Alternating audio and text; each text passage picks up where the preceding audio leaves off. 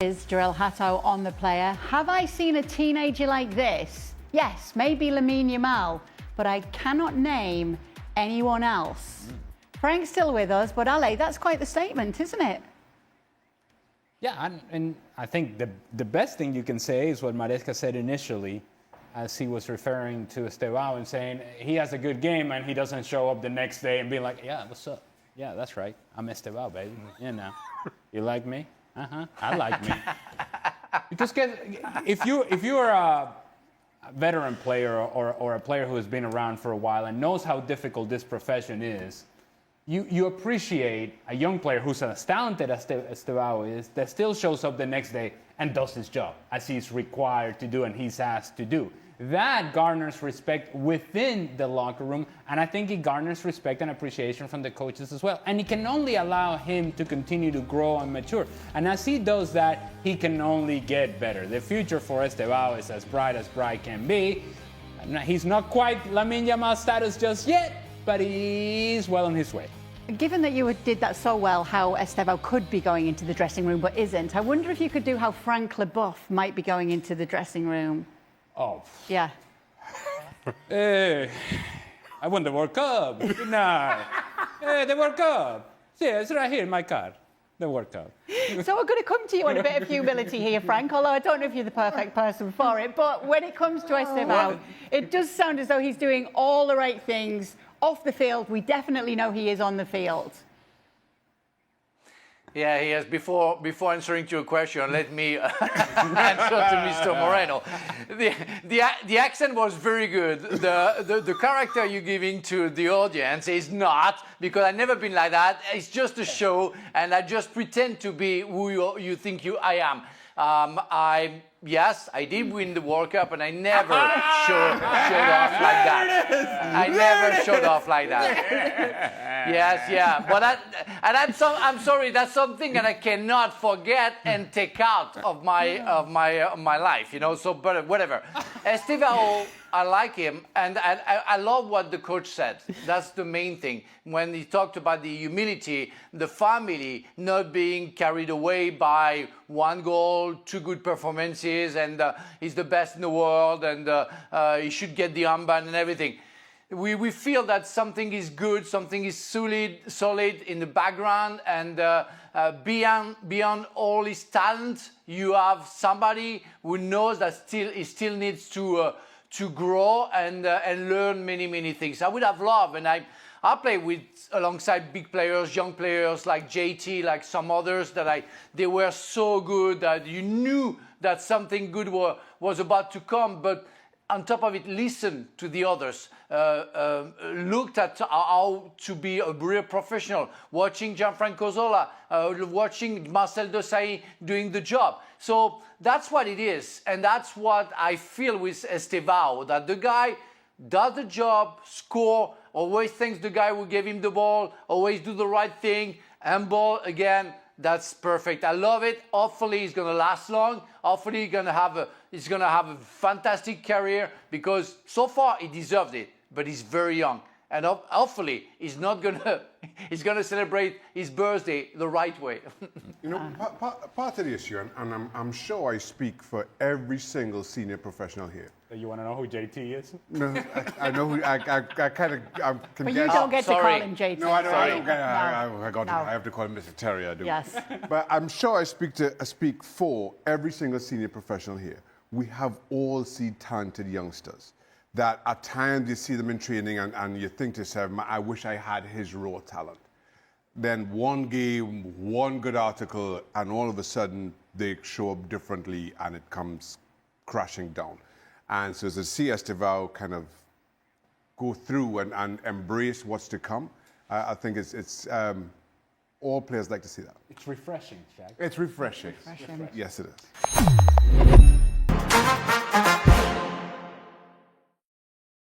Enzo, lots of records set tonight. Chelsea, the first club to have 3 teenagers score in a Champions League game. Guiu, then Estevao, became the youngest goal scorer for Chelsea in the Champions League, and Reggie Walsh, the youngest player ever.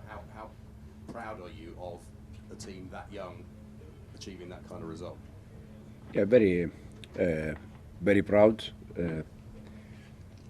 it's a special night for the club, for the young players. I think Gio already scored for Chelsea 5-6 goals last year in conference. Tai already scored also in the Premier League. Esteo exactly the same. I think overall was a great night, especially for these young players and for the club. Nizar? Enzo, how important is it that the club constantly use young players and show that you will give them chances in sort of big Champions League matches? How important is that for the club and the strategy of the overall club? It's the strategy of the club. It's the strategy of the club. We have so many young players. I think already last season we were the youngest squad in the history of the Premier League. So this season we continue in the same way. And we changed tonight from Forest game 10 players. It's not easy, from Premier League to Champions League to change so many players. But we need to do that. Otherwise, they are going to struggle because many games we need to protect some of the players. And tonight I think was also good because we could, rotate players, especially with the red card. Gary?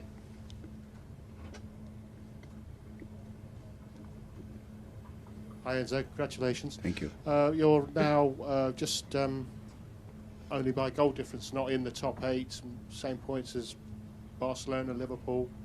What does that say? I know it's early, but what does that say tonight, that result, that performance, about Chelsea's prospects of going deep into this Champions League competition this season?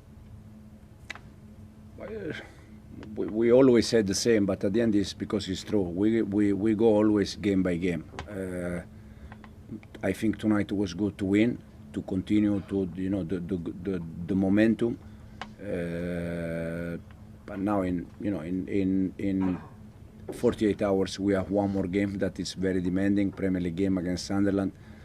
I think it's good for everyone, for the club, but it's a win, and personally it doesn't mean too much in terms of the season. It's just to continue to play games, to try to win, to try to improve players, and this is the main thing. And 4 wins now on the bounce in all competitions. What does that do for momentum and confidence, particularly as we've spoken about the young players in the squad? Yeah. We need to continue on that, knowing that Saturday it's a tough game against Sunderland. They are doing very well, but we're gonna try to prepare the game with the same intention that we had since day one. That is, try to win the game, and then we see. Davido?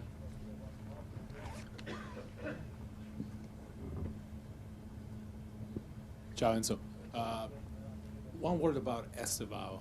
He was trying to score, trying to create something, even 5-1 up. What do you think is his best quality?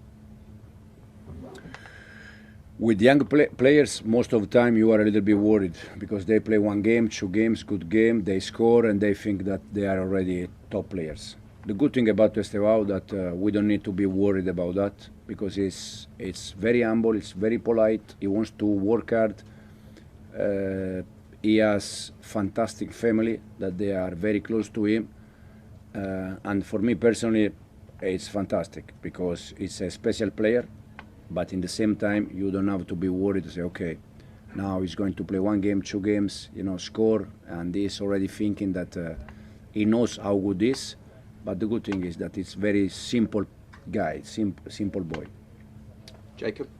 Enzo, you were kind of puffing your cheeks out on the touchline when Estevao almost scored that overhead kick. I mean, is it just a bit of a joy for you as a manager to watch what these kids are willing to try?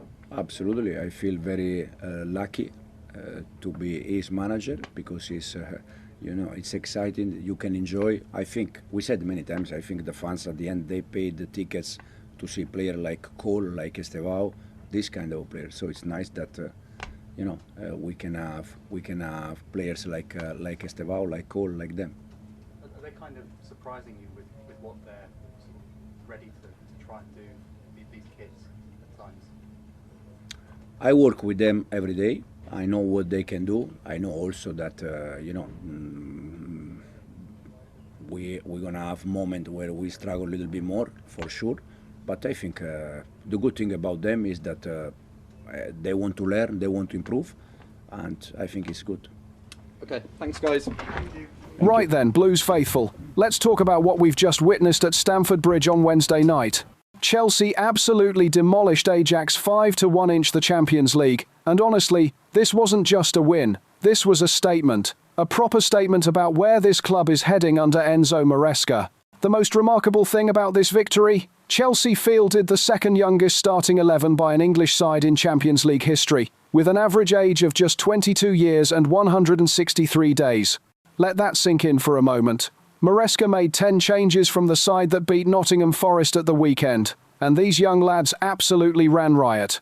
But before we dive deeper into this thrilling night, if you're loving the Chelsea content and want to stay up to date with everything happening at Stamford Bridge, make sure you hit that subscribe button and turn on notifications. We're bringing you all the latest Blues news, analysis, and match reactions. Right, let's get back to it. The game was effectively decided in a frantic opening period that saw a red card, 3 penalties, and 5 goals. And Chelsea were on the right side of nearly all of it. Ajax captain Kenneth Taylor was shown a straight red card in the 17th minute for a dangerous challenge on Facundo Buonanotte, and less than a minute later, Marc Guiu tucked home from close range after Wesley Fofana's clever header across the box. Now, let's talk about Guiu for a second. The 19-year-old Spaniard has been waiting for his opportunity since being recalled from his Sunderland loan at the end of August.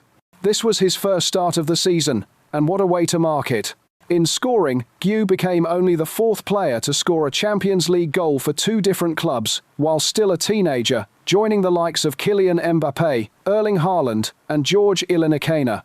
That's some company to keep, isn't it?